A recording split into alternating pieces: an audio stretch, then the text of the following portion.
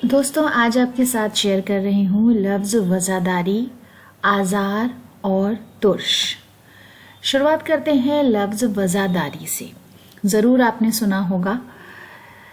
वज़ादारी का मतलब है रवायती वज़ा पर कायम रहने का तरीक़ा, पुराने चलन की पाबंदी, इख्तियार किए हुए तरीक़े पर रहने का तौर, नेज़ तरहदारी, खूबसूरती, खुशवज़ई, सलीक़ा, ढंग, सुघड़ापा।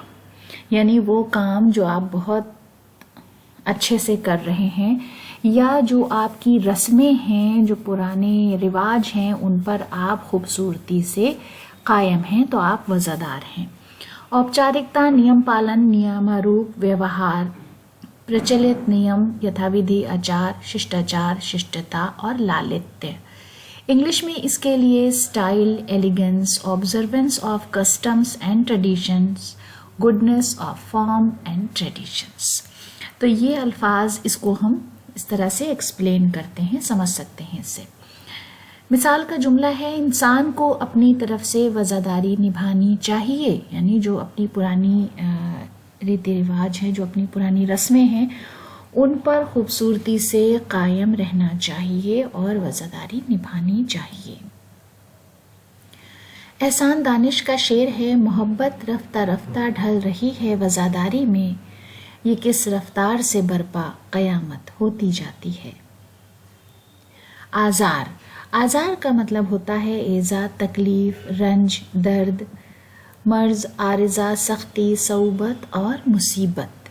हिंदी में जिसे हम कष्ट, शोक, दुख, रोग, व्याधि, कष्टदायक और विपत्ति जैसे शब्दों से एक्सप्लेन कर सकते हैं। इंग्लिश में इसके लिए hardship, trouble, affliction, torment, pain, suffering, illness और ailment, apparition, appearance of supernatural being. वो कभी कभी सुपरनेचुरल चीज़ें जैसे भूत प्रेत, जिन्नात वगैरह के लिए भी ये लफ्ज़ इस्तेमाल किया जाता है।